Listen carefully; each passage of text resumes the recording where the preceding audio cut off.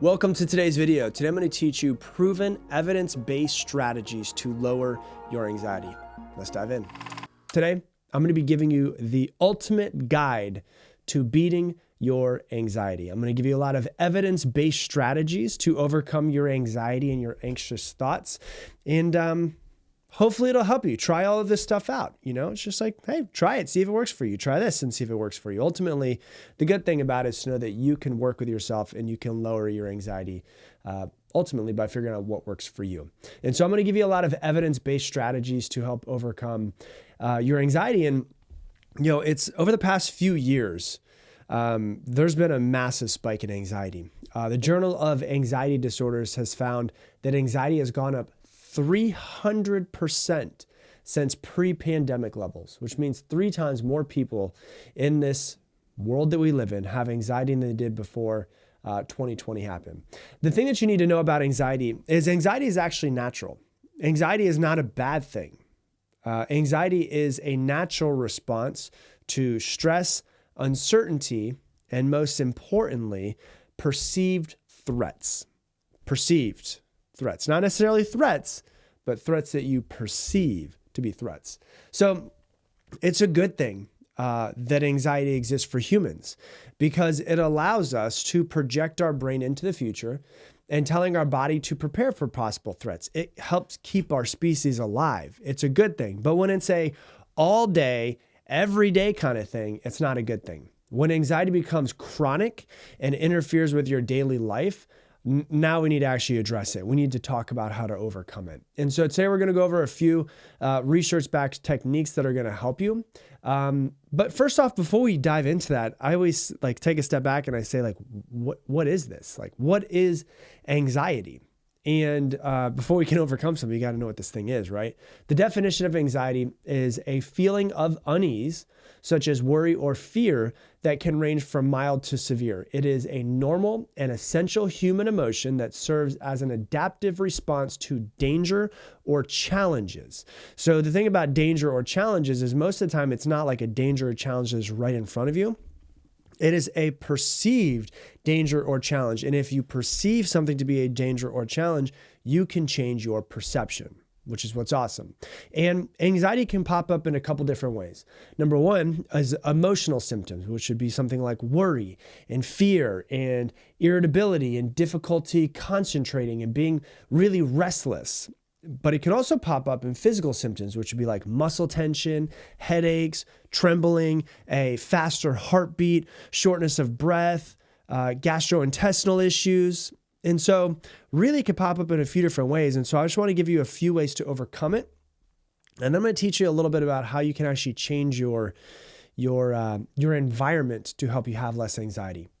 So strategy number one is for relaxation techniques and anxiety reduction is deep breathing. And I don't know how many times I've talked about deep breathing in the podcast, but it needs to be talked about over and over and over and over and over again. Whenever something's not going the way that you want to, whenever you're freaking out, whenever you're too sad, whenever you're too pissed off, whenever you're too angry, whatever it might be, breathe. Take control of your breath because your breath is the very first thing to change. And when your emotions are very high, your logic is low. You are not thinking well when your emotions are very high. It actually turns off parts of the prefrontal cortex of your brain, which is the part that actually makes executive decisions. So when you're really anxious, you tap into fight, flight, or freeze. Your body is preparing for danger. This is where the animalistic survival part of your brain turns on. This is where and what it does is your thinking, your processing, your executive decision-making kind of turns off because you don't really have to make good decisions and start processing things and start to think when your body thinks danger. It's like, let's get away from the danger. Get yourself feeling a little bit better and calming down by trying some of this stuff out. Deep breathing exercises really, really help activate the body's relaxation response and will massively reduce your anxiety levels. And so what you want to do is very simple. It's 5 in, 10 out. Right? So it's 5 in, 10 out. You want to do diaphragmatic, I guess that's how you say it, diaphragm breathing, which is basically your belly. So imagine if you were laying down. The way that I taught myself to do diaphragm breathing was actually to lay down and put a book on my belly and try just to breathe in without moving my shoulders, but just try to breathe in by moving the book. Right? And so you want to do 5 seconds in, you want to do 10 seconds out. And you do want to do 5 in through the nose, 10 out through the mouth. And so it's just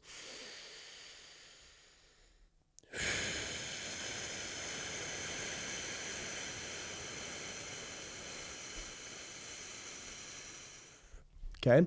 When you breathe out longer than you breathe in, it actually slows your heart rate down, because usually your heart rate starts to change when you get anxious. So it slows your heart rate down and it releases more carbon dioxide from your blood, which lowers your stress levels. That's the first thing that you want to try to go to when you notice yourself in a heightened state.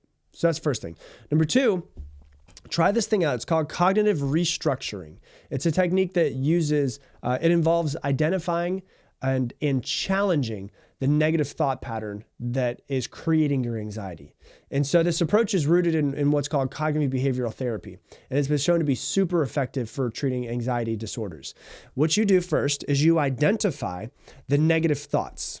So the first step is become aware of the negative thoughts that are fueling your anxiety, and to notice when you don't feel good. And so the brain and the body are constantly always talking to each other. So when your brain has a thought, it sends neuropeptides to communicate with your body on what hormones to create, and then your body's going to be talking to your brain. And so they're always going back and forth. You cannot separate them. And so you have to understand that, okay, I don't really feel really good. I feel super anxious. I feel really stressed. What the hell is going on? Okay, what was I just thinking about? What am I thinking about? Am I ruminating on something? Am I stressed about something that's coming up in the future? Usually, you'll notice your anxiety-inducing thoughts after you notice your body's reaction to it. And so normally what happens is you notice, I don't feel good. Okay, why don't I feel good? Okay, I don't feel good because I was just thinking about this presentation I have to give later on today. Okay, now I've identified the thought that created the feeling in the body. And so first thing you want to do is you want to identify the thought, if you can. And this takes time to start becoming aware, because so many people are just very unaware of themselves. So you become aware of the thought. The second thing you want to do is you want to try to challenge the thought. So once you identify the thought, evaluate the accuracy of it. Evaluate if it's rational or not, and try some alternative explanations, viewpoints, try to perceive it a little bit different. Like the cognitive behavioral therapy, when you notice that you're feeling anxious, the very next step is, after you identify it, is to challenge the validity of that thought. Is that thought actually valid? So like maybe somebody says something to you and they just happen to say something, but then you notice a few minutes later that you're feeling really anxious. It's because you created a whole narrative and story around this person, right? Or maybe you've done this before. We've all done this, right? You send a text message to somebody, someone you really want to hear back from.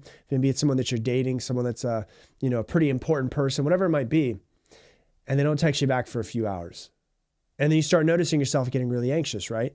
It's not because they're not texting you back. It's because you've created a whole story in your head. Maybe I'm not good enough. Maybe I'm not smart enough. Maybe there was somebody else, whatever it might be. And so you want to test the validity of that thought. Is it possible that their phone died? Okay, yeah, it is probably possible that the phone died. Is it possible that maybe they're busy right now? Yeah, is it possible that they're at work? They can't be by their phone? So how valid is your thought that's making you feel anxious? A lot of the times, it's complete bullshit. And if you can get yourself to see another perspective, another viewpoint, usually it's like a house of cards. It's like flicking the house of cards. The whole thing that builds this anxiety, the thought pattern, the story that you've created that isn't really based in reality, kind of crumbles. And you've heard me say it hundreds of times on this podcast, but literally it's been proven in studies by psychologists that 85% of what you worry about will never happen. And out of the remaining 15%, only 3% of that happens the way that you think that it will. The other 12% happens better than you thought that it would, which means that 97% of what we worry about doesn't turn out as bad as we thought it was going to happen, or it doesn't happen at all. Which means that maybe if we're noticing ourselves get anxious because we're so worried about something and we have some narrative or some story around something, maybe we should get better at challenging our thoughts and seeing it from a different viewpoint versus the viewpoint that we see it at. Okay? And then what you want to do next, that's number 2. What you want to do next is you want to replace your negative thoughts. So after you challenge your negative thoughts, what you want to do is you replace them with more balanced and holistic and realistic thoughts that will help you reduce your anxiety levels. So once again, you send this text message, you don't hear back from someone for a couple hours. You notice yourself feeling anxious. Well, you're anxious because you're thinking, oh my God, what if there was someone else? What if they don't like me anymore? What if I'm not important? All of that. We've all done this before, right? And you notice it and you say, all right, are there other viewpoints like the ones I just gave as an example? Yeah, what if their phone is dead? What if they're at work? What if they just haven't checked yet? What if they're planning on getting back to me later?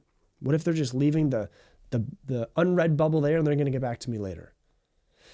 Okay, cool. I'm seeing it from a different viewpoint. It kind of reduces my anxiety levels versus seeing it as, oh my God, this is the only thing. This is the truth, right? So that's the second thing, which is second strategy, which is cognitive restructuring. The next one is something called exposure therapy. So there's a proven technique of gradually and systematically confronting whatever it is that you fear so that your anxiety will subside a little bit. So really what it is you want to identify what it is that's causing your anxiety. This alone usually helps a lot of people feel less anxious. A lot of people feel anxious because they feel anxious and they're like, I don't know why I feel so anxious. I just feel really anxious because you've been very unaware of yourself for a long time. But then you don't take a step back and try to find where that anxiety is coming from. So what you want to do is take a step back and try to identify your anxiety-inducing thoughts to help you feel a little bit less anxious. So if you're sitting there and you're like, oh my God, I felt anxious all week. Like, I don't know what the hell's going on. Like, I don't feel good. I feel stressed. I feel anxious. And you don't know why. Okay, take a step back. Breathe a little bit. Do your 5 seconds in, 10 seconds out. You breathe and you realize, okay, why do I feel anxious? Well, you know what? I think I started feeling anxious a few days ago when I learned that I have to give a presentation for work in 2 weeks. And I'm terrified of public speaking. And I'm even more terrified to do it in front of my boss, right? So, okay, cool. I've identified the possible culprit of what's making me anxious. And then what you want to do is do gradual exposure. So finish your presentation as fast as you can so you can make sure that you have it, that's done. So you're not anxious about finishing it and then also anxious about presenting it. Finish it. Get the first thing done. And then what I want you to do is at home, practice that presentation 10 times. You get gradual exposure to it, right? Then I want you to go and that's just standing up at your desk at home. Then what I want you to do is I want you to take the PowerPoint and I want you to put it on your TV at home by yourself when no one else is there. And you practice it and go through all of the slides another 10 times. So now you've done it 20 times and you're still at home. And then what I want you to do is stay late at work one night, the night before, whatever it is. And I want you to practice it 5 to 10 times in the room that you're going to be presenting it, on the TV that you're going to be presenting it. And you go through the slides and everything. So by the time that you show up, and you could come in early the day of and practice it before anybody gets there. But by the time you show up to actually do the presentation, you've done it 20, 30, 40 times. Right? That is the gradual exposure to it. So you're not number one, you feel more prepared, but you don't feel as anxious because you've done it so much. It's the same way when like someone has a really big fear around snakes and they kind of like let them in a room with a snake, but it's at a distance and they're there for a little while and then they bring it a little bit closer and it's still at a distance, but it's still a bit closer and it's gradual. They get a little bit closer and eventually they can touch it. And then, if you do this enough with this gradual therapy, somebody can, within hours, be holding onto a snake and that used to be crippling to them. And so you want to just try to practice, after you identify what's causing your anxiety, some gradual exposure to it. And then what you want to do, as part of it as well to help you, is practice the relaxation techniques, the deep breathing. There's a thing called progressive muscle relaxation that you can read about that are happening while you're being exposed to it so that you can start to calm yourself a little bit more. So those are 3 proven strategies to help you lower your anxiety. Now let's talk about how you can change your lifestyle to help you with your anxiety. The first thing is exercise as regularly as possible. It's been shown that physical activity has been shown to reduce anxiety because it increases your endorphins, it promotes relaxation, it improves your overall mood. And so engaging in long-term exercise, like knowing you're going to exercise and doing it as much as you possibly can, at least 30 minutes per day, actually has a lot of long-term benefits on anxiety reduction. So that's the first thing, exercise more. The more strain and stress you can put your body under, the more you get used to the strain and the stress, which is what anxiety does to your body. The second thing is pay attention to your nutrition, right? Eat more whole foods. Stop having so much caffeine. Stop having so much sugar. Excessive caffeine and sugar intake really make anxiety worse. So if you have a lot of anxiety, maybe cut back on the caffeine a little bit. Try to get some decaffeinated. If you normally have 3 cups of coffee, maybe have 1 cup of coffee and then go for some decaf coffee just so you're used to it. Don't drink so much soda. Don't have so much candy. Caffeine and sugar make your anxiety worse. Another thing that's really simple is stay hydrated. Dehydration actually contributes to increased anxiety levels. I drink so much water. It's just something that I've just done for a really long time, my whole life. I've always drank water. I've never really been to anything else. And people are always like, oh my God, you drink so much water. And I notice that so many people don't drink any water. It's wild. I'll go to dinner with people and I'll drink 5 glasses of water during dinner and they'll have none. And they're like, yeah, I'm not really into water, right? So dehydration actually contributes to increased anxiety levels. So just try to be more hydrated. And another thing is have less alcohol. Alcohol actually contributes to anxiety levels as well. It might make you feel better in the moment. You feel anxious and you get a glass of wine, you feel better after. Well, long-term, it actually makes it worse. Sorry, guys. Okay. Next thing after that, after nutrition, is to start paying attention to your sleep. Try to get the amount of sleep that you need. Everybody needs different amounts of sleep.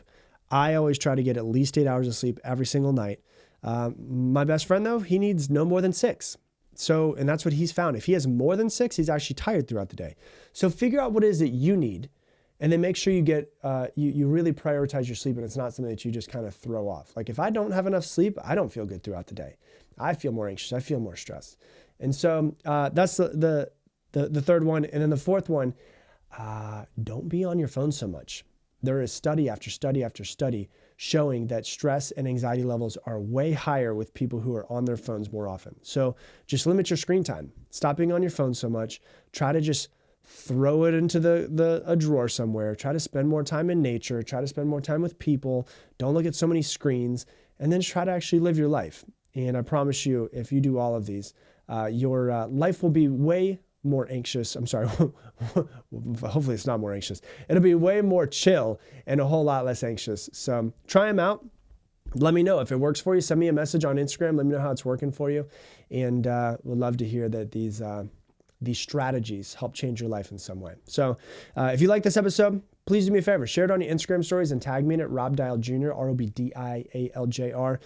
The only way this podcast grows is actually from grassroots and you guys sharing it. So I greatly, greatly appreciate every time I put up an episode and I see hundreds of you guys sharing this podcast on your Instagram and your social media. Because ultimately, there's probably someone out there that has anxiety that follows you on Instagram and TikTok. And maybe if you share it, it'll help them. Maybe they'll be able to find it. Maybe this will change their life as well. So it really helps when you guys help us share the message as well. And with that, I'm going to leave you the same way I leave you every single episode. Make it your mission to make someone else's day better. I appreciate you, and I hope that you have an amazing day.